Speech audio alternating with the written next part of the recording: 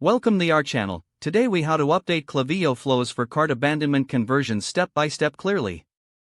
To update Klaviyo flows for cart abandonment conversions, begin by logging into your Klaviyo account. Navigate to the flows section in the left-hand menu. Locate the existing cart abandonment flow you wish to update. Click on the flow to open the editing interface. Review the current flow triggers and conditions. Ensure the trigger is set to activate when someone adds an item to their cart but does not complete the purchase. Adjust any timing settings for the flow. Common options include sending the first email within an hour and follow-ups over the next few days. Evaluate the email templates used in the flow. Consider updating the subject lines to make them more enticing. Edit the email content to include personalized product recommendations. Utilize dynamic product blocks to display items from the abandoned cart. Add customer-specific details, such as the recipient's name, to personalize the message. Incorporate a clear call to action, like complete your purchase. Check the email designs for mobile responsiveness.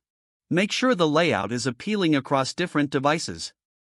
Test each email within the flow to ensure all links and dynamic content work as intended. Once satisfied, save your changes to the flow. Finally, turn on the updated flow for it to start working and driving conversions. Monitor the performance of your updated cart abandonment flow over time. Analyze metrics such as open rates and conversion rates to determine effectiveness. Continue to refine your strategy based on customer feedback and performance data. If the page does not load, refresh the browser or try again in a private or incognito window. Make sure you are using the correct email address, then retype it carefully to avoid small typos. If your password is not accepted, use the reset option and create a new strong password you can remember. Check your spam folder for verification or security emails, then complete any requested confirmation steps.